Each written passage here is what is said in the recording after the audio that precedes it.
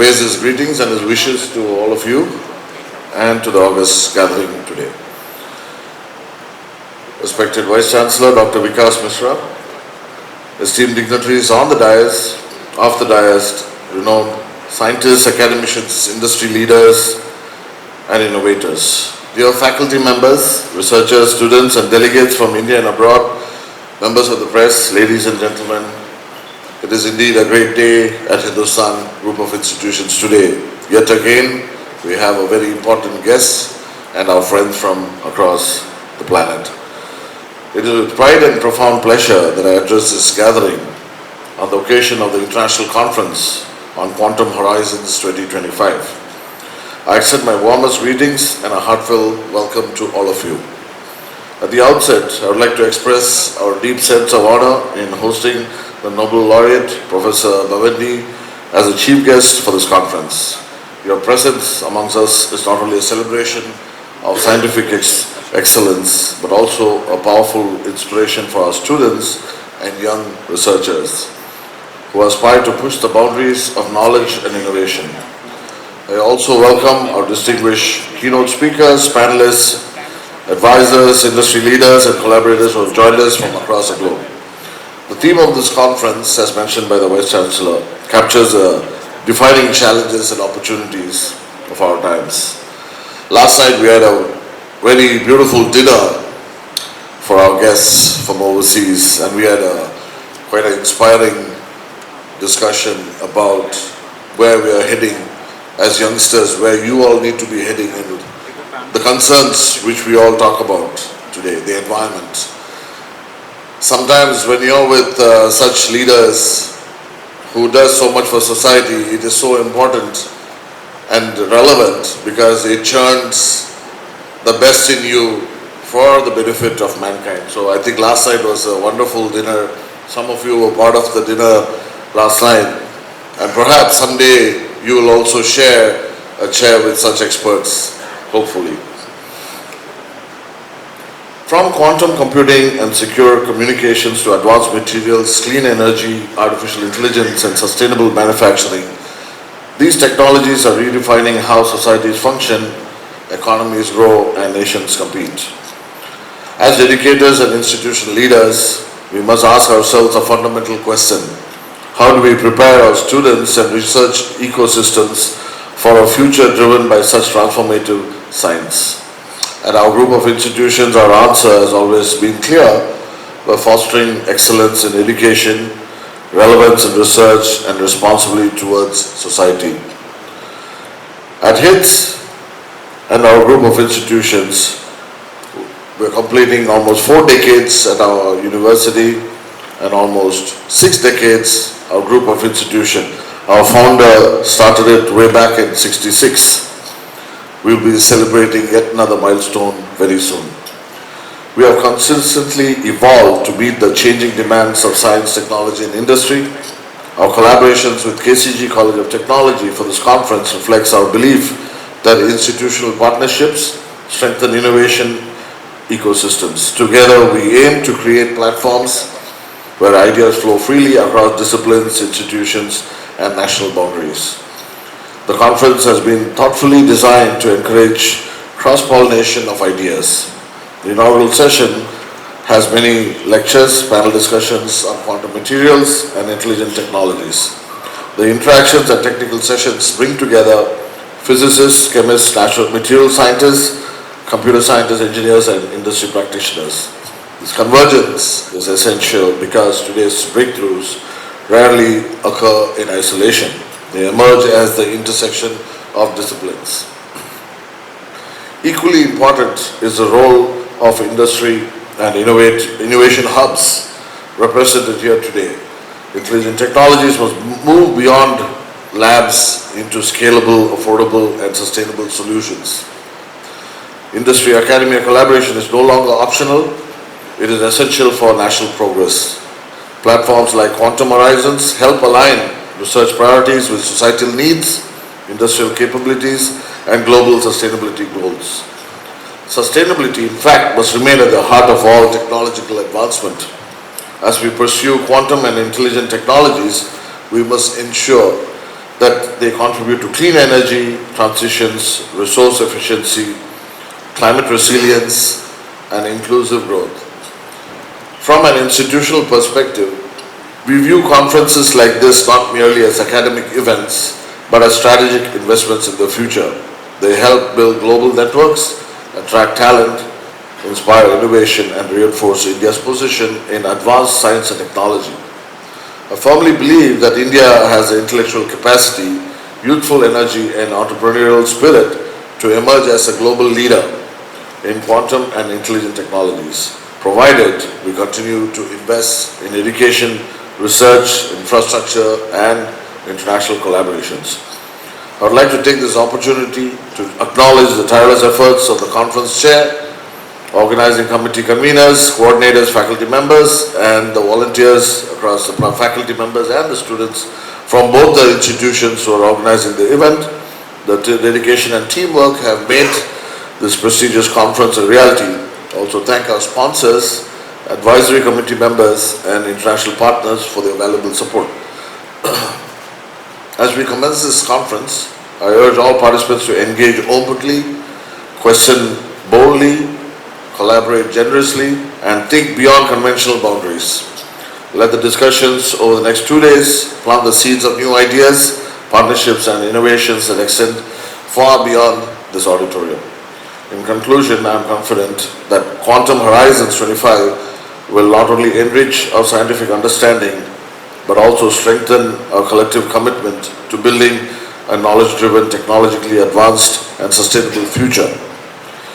I would also like to mention my recognized Dr. Ajayan, who was kind enough to invite me and our academic, some of our researchers, to his wonderful University of Newcastle in Sydney last year for the 5th International Conference on Emerging Advanced Nanomaterials at Newcastle, University of Newcastle.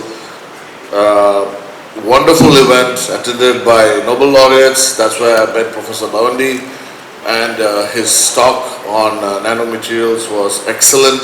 The conference lasted for 5 days. Morning to evening sessions. It was very technical, so I could only spend 1 day, beyond which would not be possible for me to understand. However, the lectures were wonderful. There were professors from all over the world, and the wonderful point I'd like to mention, as a leading researcher in nanomaterials, he has one of the best centers in Australia. I hope some of you, he has given wonderful opportunities for our staff and students to get trained there. If you do get an opportunity, please make sure you don't miss it. He's a great professor and a leader. I think all of you must look upon to him and appreciate his quality of knowing each and everyone's name in that wonderful conference. He would call them all out, each of the speakers by name and designation, and that's how much he values the social capital which he has developed over the years. And that's what brings the best research resources to him anytime, all the time. And I must thank him for bringing a wonderful guest to our campus today, so all of us may experience and learn from him, and of course Dr. Ajayan and all the other delegates who have come from across India and other countries. So I wish you all the best once again, and thank you all for being a part of this wonderful event. And I look forward to also the panel discussion which will follow this. We have a lot of children from across many schools who have eagerly signed up, and they have some questions they would like to ask the panel. I hope the panel will be able to satisfy the scientific thirst and hunger of our youngsters of our country. Thank you. My dear students, a very good morning to everyone present here today. I would like to also share that our Chancellor, Dr. Anand Jacob Verghese, though unable to join us this morning due to prior commitments, sends his warm greetings and best wishes for the success of Quantum Horizons 2025 and to everyone gathered here today. It is a rare privilege in the life of any institution to welcome someone whose work has not only shaped a field of science, but has reshaped how humanity understands the invisible world around us. Today is one such moment. I have the honor of introducing our chief guest, Nobel laureate Dr. Moungi G. Bawendi, Professor of Chemistry at the Massachusetts Institute of Technology. Dr. Bawendi did not simply study quantum dots. He redefined them. At a time when the field was unpredictable, unstable, and scientifically daunting, he chose not to step back. Instead, through clarity, patience, and visionary thinking, he transformed quantum dots from scientific curiosities into one of the most impactful materials of our era, now used in advanced displays, medical diagnostics, bioimaging, and emerging clean energy technologies. After receiving the Nobel Prize, Dr. Bawendi shared a profound thought. Great science happens when people feel free. Free to think, free to fail, and free to explore. That philosophy resonates deeply with the spirit we want to cultivate here at Hindustan. A culture where curiosity is encouraged, where experimentation is celebrated, and where young minds dare to challenge the status quo.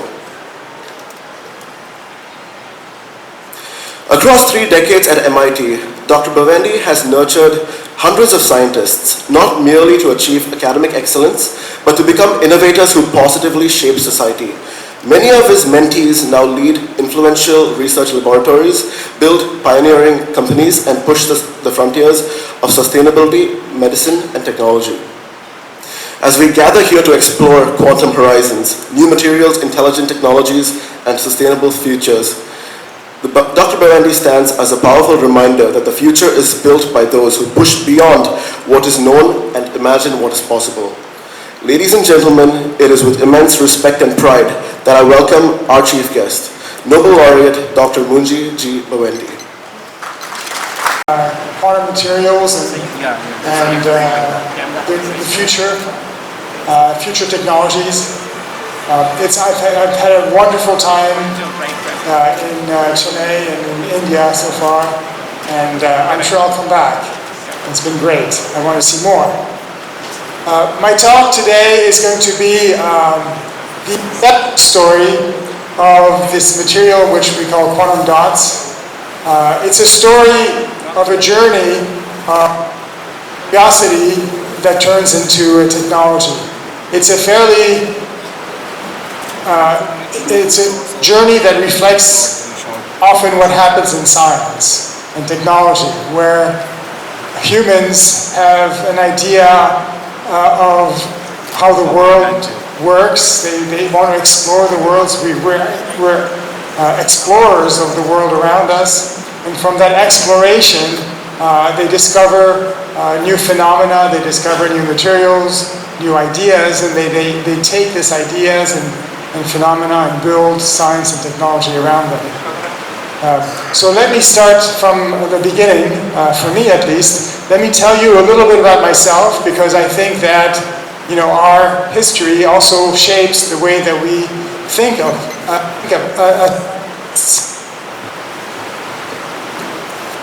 So I was born in Paris, in France, and my mother is French. My mother is Tunisian, and so Tunisia is a small country in North Africa, right at the tip of between Algeria and Libya.